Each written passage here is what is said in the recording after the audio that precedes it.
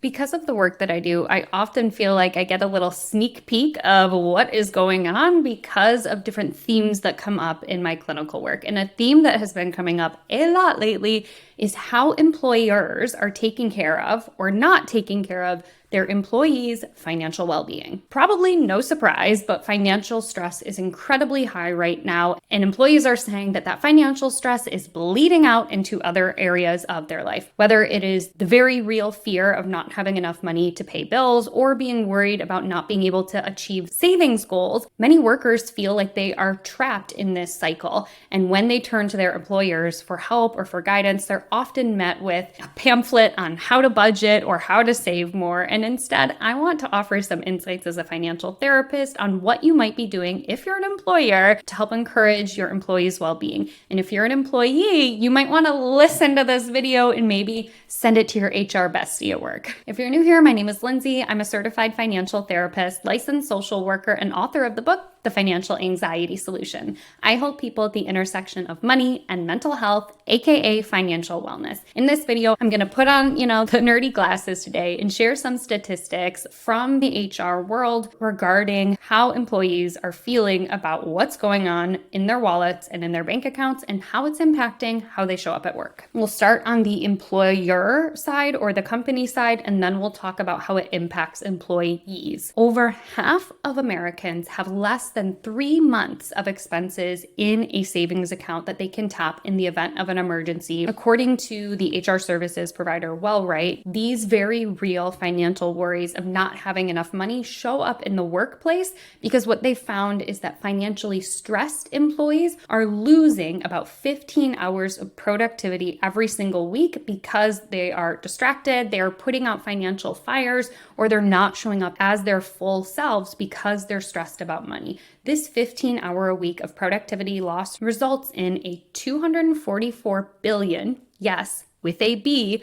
dollar loss on US employees every single year. And if you're wondering, are my employees in that number? There's a good chance that they are because PricewaterhouseCoopers or PwC found that 76% of employees say, hey, I feel stressed about money, and that stress about money has impacted my productivity at work. Outside of the dollars and cents on the corporate side, let's talk about how it's showing up for your employees, or if you're an employee, how it might be showing up for you. When we don't have financial wellness, which is the ability to understand the basics of personal finance and feel good about taking action on those different tasks that are aligned with our values, we feel out of control with money, behind, stressed, and confused. So when we have financial wellness, we feel balanced, we can probably show up at work and in other areas of our lives feeling more grounded. But only 22% of US employees say they feel financially well. That number is even lower among younger employees, with only 12% of Gen Zs saying that they feel financially well. Another study found that 41% of employees are currently living paycheck to paycheck, an increase of 38% from the before times, aka before the pandemic. And what do we do when we're stressed about money, aside from not probably show up fully at work? We start looking for other jobs. 38% of financially stressed employees are actively searching for other jobs, with 75% of these job searchers actively saying they want to work with somebody or for somebody who cares more about their financial well-being. So how do we actually take these two things and make meaningful change of them? I've got some ideas. Bright Plan, who provides financial wellness support for companies, did a survey about people's overall well-being. In this survey of employee well-being, they found astounding numbers about what they want their employees to actually provide for them in the vein of financial well-being. Their survey found that 88% of employees expect employers to offer them tools for investing. 87% want access to financial education, and 84% would like access to a financial professional such as a planner, counselor, or therapist. So the overwhelming majority of people are saying, not only do I want a paycheck, but I also want some of these benefits that help demonstrate to me that my employer cares about my financial well-being. And when I talk about financial well-being, I see a lot of employers tell me that they're already doing financial well-being. They're offering financial well-being services. And when I inquire about what that means, they're often saying things like, well, we have a retirement plan that they can opt into, or we had somebody talk about saving up for a mortgage during financial literacy week, or we had a financial advisor available in the conference room that people could go visit as needed. And it's not that any of those things are inherently bad, but it's just saying if that's all you're doing, these one-off things, you're not really creating a culture where your employees feel safe talking about money, asking for money, and also getting the benefits of their financial well-being so they can show up fully in their role. So instead of just having somebody hang out in your conference room and talk about life insurance or retirement, here are some really good questions if you're an employer to think about what can we do to be more holistic in offering financial wellness benefits to our employees. First, ask whether you are paying a living wage. I've talked about a living wage in a different video, but the living wage is different than the minimum wage. The minimum wage is a government set floor for how little you are legally allowed to pay an employee. A living wage is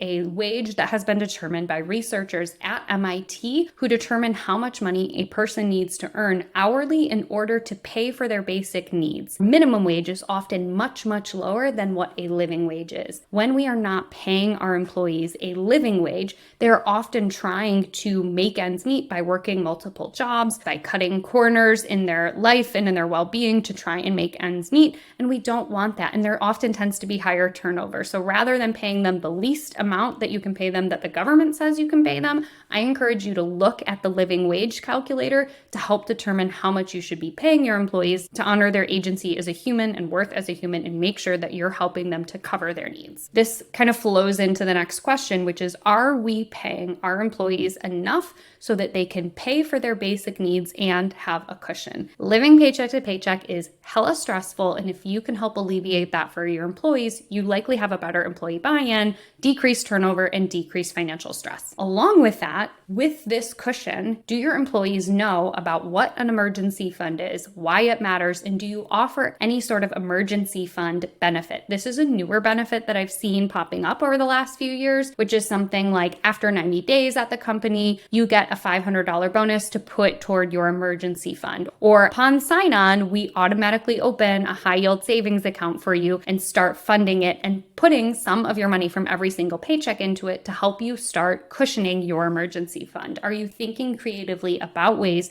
to give back to your employees? Are you contributing to your employees' retirement savings? Not just having a 401k available or a 403b available, but providing some sort of match as an incentive to help them save their money. The other thing I'll say about a match is that the match is fantastic for people who are able to put away money, but for your employees who aren't at a place where they can contribute additional money from their paycheck, can you just give them some money in their retirement in general as a baseline? And then if they are able to contribute more, that's a win. Oftentimes a match is a boon for employees, but we're often punishing the people who most need that retirement savings because we're saying the only people who get it are the people who are already able to afford putting away more money. The next question I want you to consider is, are the resources, are the experts that we're providing well-versed and well-rounded in the different factors that impact our employees' relationships with money? Are they aware of what's going on emotionally, psychologically, and systemically, or do they kind of eschew all that and just focus on the how-tos of money? If it's the latter, see what you can do to bring other experts in from the service that you currently use that might be a bit more well-rounded to help with buy-in. There's a ton of stigma around money and around financial wellness. So if we can have people who are more compassionate, more empathic, and more well-rounded in their worldview,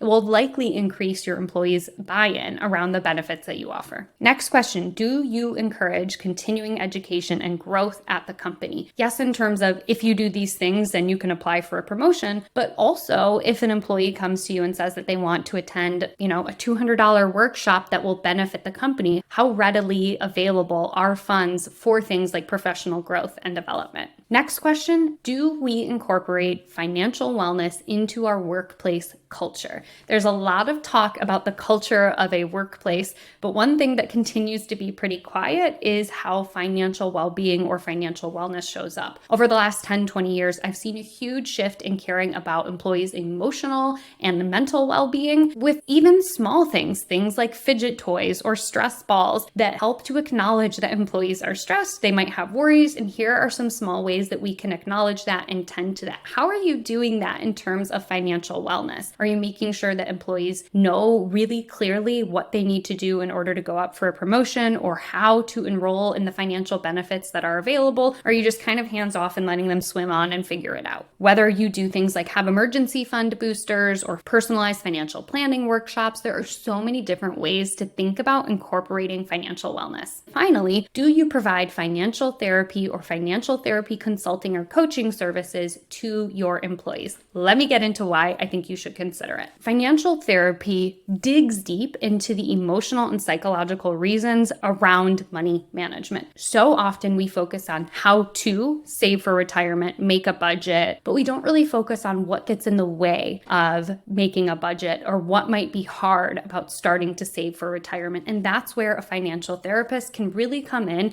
and give your workplace a competitive edge around contributing to your employees' financial well-being. Surveys show that when workplaces offer financial wellness initiatives, such as offering a financial therapist, there have been boosts in employee satisfaction, retention rates, and overall productivity. So why a financial therapist? A financial therapist can really help your team or your staff understand what's going on in their money story so they can feel good about the way in which they show up and take advantage of the benefits that you offer. You can even have tailored workshops. Shameless plug, I offer workshops on the power of setting fun goals that's flexible, uplifting, and numbers-based instead of SMART goals around achieving your financial goals. I also host workshops on understanding your money story and how to figure out what your financial boundaries are, continue to nurture your relationships while adhering to the things you want to say no to and yes to financially. If you're an employer and you're considering this, I would love to extend my services to help you offer guidance and support to your team